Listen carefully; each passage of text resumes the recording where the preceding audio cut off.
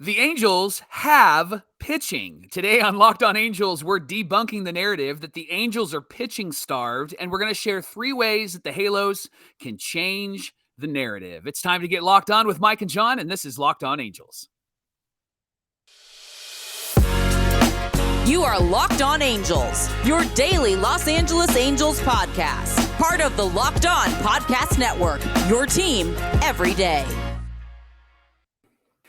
And today's show's dedicated to Buster only. Thanks for making Locked On Angels your first listen of the day. Every show is free and available on all platforms like Apple Podcasts and Spotify. The best way to help us out is by giving us a rate and a review. Thanks to those that have. If you haven't, do that right after you listen to the show or watch the show. And if you are watching the show on YouTube, let us know that you're here with a like, a comment, and make sure that you're subscribed to the show. And don't forget to click that bell to be notified every time a new episode drops. Thank you for being here with us for this very important conversation here on Locked On Angels, where it's your team every day. You've got the Frisch Brothers here with you, a.k.a. the Super Halo Bros. My name is John, and that's my brother Mike. And my name is Mike, and that's my brother John. Mike, are the Angels starving for pitching? Well, you and I don't think that that's true, but that seems to be the narrative surrounding the Halos. And as lifelong fans of this team, we know when we've been pitching starved. Yes. And the last 2 years have shown that we are not. The prospects in the minor leagues have shown that we are not. And so it's time for us to talk about the narrative around the Halos and that they don't have pitching. Every time they make a move, there's always inevitably somebody in the comments who says, what are they doing? They need pitching, yada, yada, yada. And they have no idea that the offense was actually the problem in 2022. Right. And if last year is any indication, according to that offense, they're not struggling in the starting pitching category. They're struggling in the offensive category. But if you look at the major leagues and the minor leagues, you're going to see a lot of talent up and down the Angel system when it comes to pitching. So we're going to start by talking about the starters in the major leagues. Let me give you some stats here. And for those who don't pay attention to the Angels or don't realize the pitching that we have on hand, and for Locked On Angels listeners and viewers like you, this is what you need to say to them when you see those comments about the Angels not having pitching. Yes, these are your talking points. Yes. Here we go.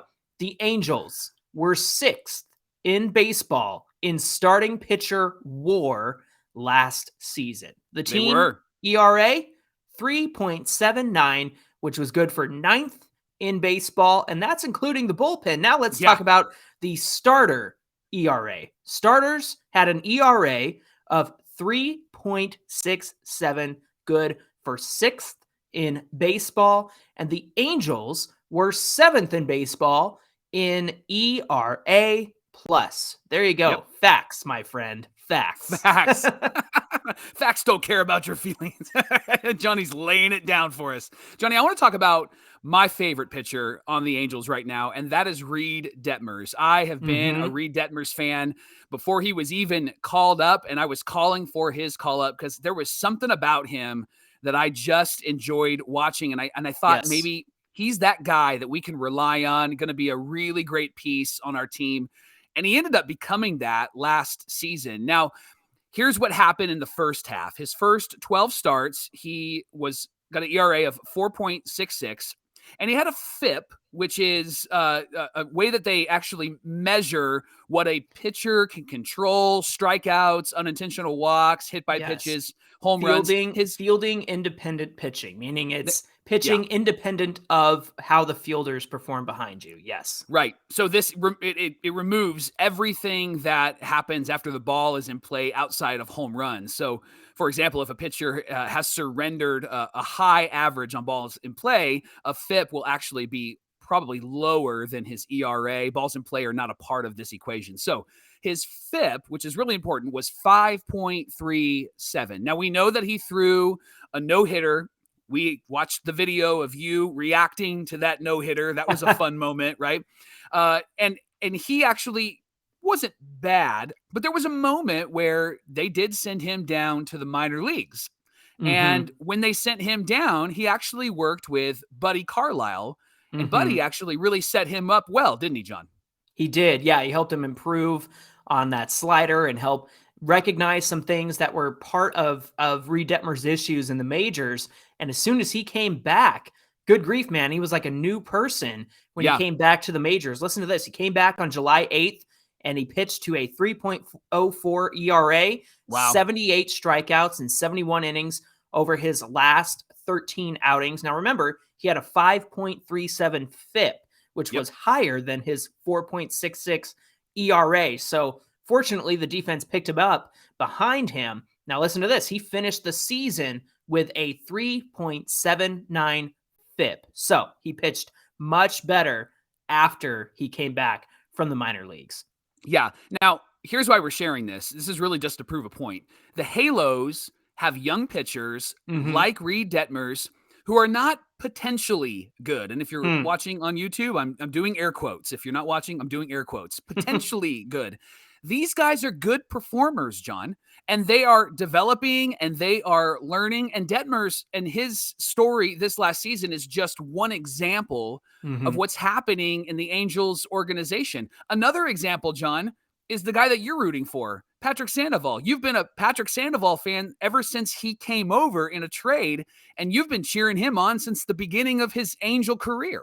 I have been a Patrick Sandoval truther since day one because I really liked what he brought to the mound. And listen to his stats in 2022. He pitched to a 2.91 ERA, he started 27 games, 148 and a 2/3 innings pitched, 151 strikeouts, and a 1.339 whip. He had a 3.5 WAR. Now, here's the problem, Mike. Wow. A 6-9 record, 6 wins, 9 losses. Obviously, he pitched much better than his win and loss record would indicate. And that's the part of the offense. That's on the responsibility and the shoulders of the offense who didn't come through this season, because how many times did Patrick Sandoval leave a game down 1-0, right? He gave up one run through his start and nobody could pick him up. Nobody could get the win for him. Nobody could hold that win for him. A lot of his wins went out the window when the bullpen came in. And so Patrick Sandoval is a much better starter than a win-loss record would indicate. Yeah. And he is certainly pegged to be part of this rotation in 2023, a big part of this rotation. So, all of that said, go ahead. Yeah, I just want to make a really quick point about Sandoval. First of all, the guy, we would give him a bit grief. I mean, I would give him grief about like making sure that he doesn't lose his cool. I can understand why he was losing his cool when he's leaving games 1-0. The other point that I want to make is that the conversation outside of Angel fandom is that these stats that you read off earlier, the great stats about being 9th in baseball in team ERA, starter ERA, 6th in baseball, right? We had the 6th best WAR for starting pitchers. Many people are saying, well, that's because you have Shohei Ohtani on your team. Those two examples that we just gave, Reid and Patrick, are two of many examples that prove that it isn't just Shohei. Shohei's fantastic. Shohei's a unicorn. He is extraordinary, and he does actually help this team in incredible, incredible ways. But it's not just Shohei. There are other guys on this team that are pitching in really significant moments and are pitching in really, really great ways. Like they're actually becoming really great pitchers. And Reid and Patrick are just two examples of the fact that the Angels are not starting pitcher starved, John. Yeah, and if you're a casual fan who's saying it's all because of Ohtani, it's just more evidence that you aren't paying attention to the Angels. Patrick Sandoval, 3.5 WAR in his starts this season. He's got a career WAR of 6, so that tells you just how good he was in 2022 because his total career WAR is just 6.0. So he gained 3.5 this season. And again, if you're not paying attention, you might think that's all because of Shohei Ohtani and the way he goes out there and dominates on the mound. But the supporting cast around him, Patrick Sandoval, Reid Detmers, even Jose Suarez, who started to come around toward the end of the season, really contributed to this team. And with the addition of Tyler Anderson in the rotation, that's going to make us so much better. So in conclusion, this is not a starting pitcher starved team when it comes to the major league team of our Halos. Coming up on Locked On Angels, we're going to share 3 things that the Angels need to do to change this pitching-starved narrative. But first, Locked On Angels is brought to you by BetOnline. BetOnline.net is your #1 source for all your sports betting info, stats, news, and analysis. You can get the latest odds and trends for every professional and amateur league out there, from football to basketball, soccer to esports. They've got you covered at BetOnline.net. And if you love sports podcasts, and we know that you do because you're here with us, you can find some of those at BetOnline as well. They talk all about betting, and they help you really understand how to actually win, which is why they exist. And they're always the fastest and easiest way to get your betting fix. So head to the website today or use your mobile device to learn more. BetOnline, where the game starts. We want to thank you for making Locked On Angels your first listen of the day. And for your second listen today, you got to check out Locked On Sports Today. The games that matter the most, the biggest stories in sports. You can go beyond the scoreboard and behind the scenes with local experts and insights only Locked On can provide. You'll be the talk of the town because you'll know everything you need to know in the sports world, and you'll be able to impress your friends that way too. Locked On Sports Today is available on this app, YouTube, and wherever you get your podcasts. Johnny, are the Angels starting pitcher starved? Well, we just proved in segment 1 that on the major league level, they are not. Let's talk about the minor leagues, because the Angels actually had a really successful minor league season. And speaking of some of those minor league pitchers, we do have to talk about how we have gotten rid of 4 of those pitchers in some of the trades that we've made over the last couple of weeks. But these guys that we've traded, can I just be very clear? And I know that you know this, Johnny, but I'm gonna be very clear with everybody. The guys that we have gotten rid of in these trades are not the guys that you want in the playoffs, in key games, in really significant moments. These are not the guys that you're going to rely on. These are not the Reid Detmers, the Patrick Sandovals. They're not the Shohei Ohtanis at a very young age. The guys we've gotten rid of, they've got a lot of potential, there's that word, but they haven't really performed. And so when people say, oh, these pitching starved Angels are giving away all their pitchers, listen, we have given away the asparagus to the meal. We haven't given away the steak or the potatoes. Hey, I like asparagus. I know you do. It's disgusting. We gave away the broccoli. We gave away the things that you don't eat, but you feel like you have to. We kept the things that are actually How are you really skinnier good. than me when you're talking like that? That's not fair.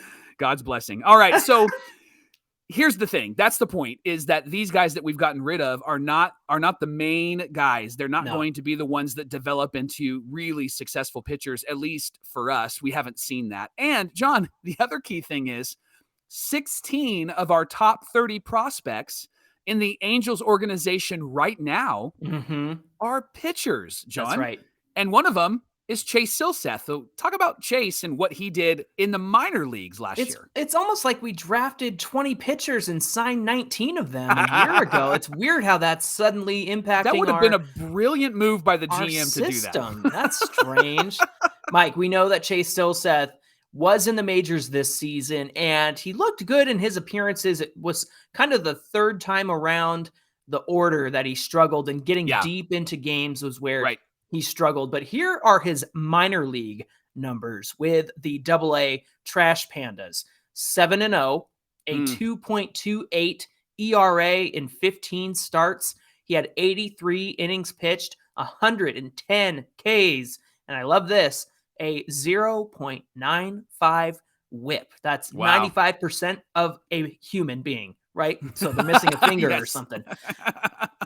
Now, he's got great numbers in AA, and he could certainly make an impact in the majors. We cannot forget that he was drafted last year and was the first one from the 2021 draft to come up to the majors. So he was fast-tracked, and he got a spot start and had a few more of those throughout the season just to test the waters, just to see if he could succeed. And obviously, there's things to work on. But as far as his AA numbers, he is phenomenal, and it makes sense because he was drafted just a year ago. So the fact that he's thriving in the minor leagues means that he will have a bright future in the majors. Now, talk about Kai Busch, who is our number 4 prospect in the Angel system. This is the guy that we've talked about a lot. So when Chase Silseth actually came up, I think you and I both went, oh, wait, what? And Yeah. we were kind of interested in that. We talked to Lindsey Crosby, who does Locked On MLB Prospects, about this, Mm-hmm. and he says Kai is fantastic. The reason why he hasn't been called up yet is because he's tall and lanky. Think Randy Johnson-ish, like really tall, and so because he's coming over the top with his pitching windup, like he has to work on that to be consistent so that he can be consistent in the strike zone. So they're giving him a Mm-hmm. bit more time, but he's the number 4 ranked prospect because he's good. So he was 7-4 with a 3.67 ERA, 21 starts, 103 innings pitched, 101 Ks. And Johnny, he had a low whip, 1.18, which Mm-hmm. means that he's working on his control. He's Mm-hmm. working on spotting his pitches in the zone. He's working on changeups and the speed between his fastball and his changeup. And again, he has to work on his windup because being tall, it's hard to be consistent that way. And so to give him more time to marinate, to cook in the minor leagues, I think is really brilliant on the Angels' part. I just said brilliant and Angels in the same sentence. You heard me correctly. Look, the fact that we were able to trade some of the fringe pitchers, and look, Jansen Junk is going to be a stud. I truly believe that. And I think in the trade that sent him to the Brewers have got guys like Corbin Burns for Yeah. a reason. They know what they're Yeah. doing, and Jansen Junk's slider is going to be a devastating pitch. I guarantee that. However, he's not going to help the major league club right now. And he's somebody we got for Andrew Heaney last season. And yeah, he gave us a couple of starts, but really, I think the bread and butter is who we have in Double-A, even down to Single-A. There's some good starters there as well. But let's take a moment to consider some of the other names that excite Angel fans in the system. Number 1 pick in 2021, Sam Bachman. Yeah, he had some back issues this season, but the guy can throw hard. The guy could be a reliever on the major league club. They could even bring him up this season, and I think that he would do well as a reliever. However, they've been working him out as a starter in the minor leagues. Mike, there's other names that we're excited about as well.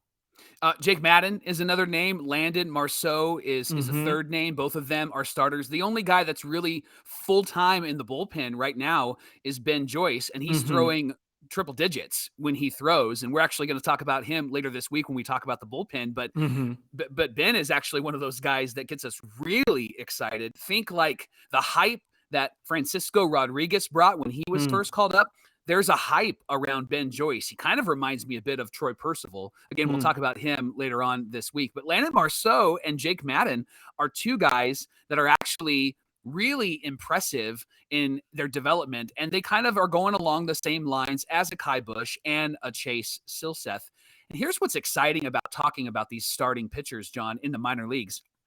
I can't remember the last time that we did have this much excitement about minor league starters, because you and I have been following the Angels for a while. So there was a time when I was watching when it was Langston, Finley, and Abbott, and those were the guys that would keep us in the game. There's one season where they all had, I think, at least 16 wins. It might have been the 1990 or 91 season, and we finished, I think, 81-81. And so the offense didn't back them up that season.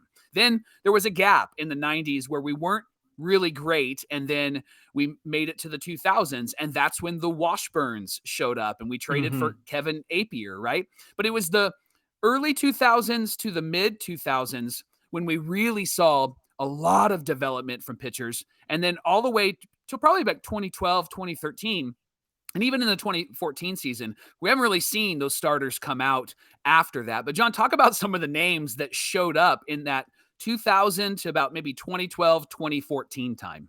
Yeah, Jeff Fletcher of the OC Register is doing a 3-part series on where the Angels have gone wrong in terms of development and the farm system and why that's been such an issue over the last 20 years.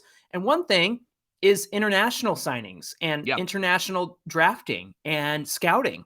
Irvin Santana, Ramon Ortiz are 2 pitchers who were the result of that. And the Angels did not invest internationally in the last 15 years or so, and that really bit them because those 2, Irvin Santana, Ramon Ortiz, big pitching prospects. Obviously, Jared Weaver, ding, there's your reference. There it is. He obviously is one of the best pitchers we've ever had, and he came up through the system. Joe Saunders, you mentioned. as recently as Garrett Richards and Matt Shoemaker. Matt Shoemaker came in 2014 and single-handedly saved the season because we were short on starting pitching. Garrett Richards had a ton of potential. He had that knee injury that cost him and never really was quite the same after that. And by the time that he was recovered, he was already on his way out of the Angels system. And so those are kind of the last time we've seen good pitching prospects come from the minor leagues. I know some have helped us along the way. I can think of Nick Tropiano or Parker Bridwell. A lot of people liked him when he was on the team. And the thing is, though, it's been a while since we've had this much potential in the organization, in the minor leagues. There are a lot of arms to be excited about. Yes, we're talking about starting pitching in the minors, and we are going to talk about some of the relief pitching in the minors later on this week. But this is not a team that is starting pitching starved in the minor league system. And obviously, we saw that demonstrated with the Double-A Trash Pandas this past season. All right, so are the Angels starting pitcher starved? Segment 1, we gave you some points, some talking points, some proof. The answer is no. In segment 2, we answered the question about the minor leagues. Are they starting pitcher starved in the minor leagues? The answer is no. So how can the Angels change this narrative? How can they help their fans and also help their casual fans understand that they don't need to sign 17 starters this offseason to be good because they've got a really great core of pitchers in the major leagues and in the minor leagues. So, Johnny, we have 3 thoughts, and we might actually add maybe like 3.5. There might be an extra thought in there. Right. But we have 3 thoughts on how the Angels can actually flip the script and change the narrative. Why don't you give us the first one? Yeah, the Angels need to continue to put up similar numbers to what they did last year in the majors. So in 2023, these starters need to come out and do just as well as they did, if not better, than last year. And if you paid attention to the Halos, especially over the last 2 years, you've seen the progress that these pitchers have made. I think of Patrick Sandoval and his near no-hitter against the Twins in 2021. He built upon that this season. Reid Detmers came up late August as a starting pitcher against Oakland and had a few starts before he got hurt. Didn't look so great in 2021. Then he comes out, throws a no-hitter. Then he gets sent down, comes back, makes tons of progress. I think of Jose Suarez, who couldn't stand that guy coming out of the bullpen or starting. And the reason why, Mike, he was 20 years old when he first he was like came 7 up. when they brought him up. Yeah, no kidding. He was so and young. He was a young and inexperienced arm. However, that's an international signee. So is Jaime Barria. Those guys have helped out the team. They're not the frontline starters. They're not the superstars, but they're the guys who get you through the game and give you a ton of innings. And Jose Suarez has improved big time in this last season. The big question mark is, can he get through the order a third time or a fourth time? Which we've seen him do. We've seen him pitch a complete game against the Texas Rangers in the past. And all of that to say, we have seen these guys develop. We've seen them put up good numbers in 2022. I think there's only up to go from here. And that's what these starters need to do in 2023. What else can the Angels do to flip the script, Mike? I think the second thing they need to do is continue to draft and develop pitchers in the minor leagues. And I'm talking about drafting well, and not just the college draft. I'm talking about the international draft. And one thing I loved about Fletcher's report was that Jerry DiPoto actually admitted that he failed. And so I was really thankful for that. He said, I failed. And it was really in the area of backfilling the team. What he said they were doing for the last few years is they were just pulling from every other team to try to make this a winning organization. Yeah. And he says you can't win that way. It's not sustainable. You have to backfill as you bring people up. And when you look at our Angels in the minor leagues, and you mentioned even just in single A, there's a lot of really great players down there. And that's why we were able to make some of the trades that we were able to make. I mean, here's the thing. If we're pitching starved, then why are the Brewers trading away their best hitter from last year? I know they're trying to save money. I know there's a narrative around that, but we gave them 3 of our pitchers. And if we're pitcher starved, then they wouldn't have said yes to that trade. Buster Olney even said, well, that's the narrative with GMs around the league. Well, according to what Milwaukee did and what Minnesota did, that's not necessarily the case because we Yeah. didn't give them our best arms and they said yes to it. So Yeah. we need to continue to develop these pitchers, draft well and develop them well. What Buddy Carlisle did for Reid Detmers last year needs to be something that the Angels are able to do at every single level so that they don't have to send somebody down to learn something, that they actually can focus on that particular issue where they're at in that moment so that they can get better in their next start. So I think the second thing that they can do to flip the script is to draft well, not just with college pitchers, but also internationally, and then develop those pitchers in the minor leagues. And building off of that, you see the hiring of like Bill Hessel from Driveline, who is going to be the assistant pitching coach. That's going to make a huge step forward in terms of analytics and data and helping these pitchers get better and to be consistent. And that is a huge part of developing young pitchers, is having the information, the know-how, and the knowledge to help you get there. Last thing, Mike, they got to win. They have to win. Yeah. The pitchers can't go out there, give you their heart and soul on the mound only for the offense to squander and not take the lead or have a bullpen guy come in and give up the lead. Patrick Sandoval should not be 6-9 in 2022. He should be 12-6 if I had my way, right? You're right. Yeah. That should not happen. He's got a 2.91 ERA, and ERA is not even the best way to measure how good a pitcher does on the mound because we've seen the issues behind him in the field this past season, and we've seen his frustration with some defensive issues in the outfield, like with Joe Adell, that happened. Yeah. But the fact is, these Halos have to go out there and win, and I think they've added some significant bats to the lineup to help take the lead, keep the lead, hold the lead, do whatever they need to do to win games, and that's exactly what the Angels have to do to flip the script.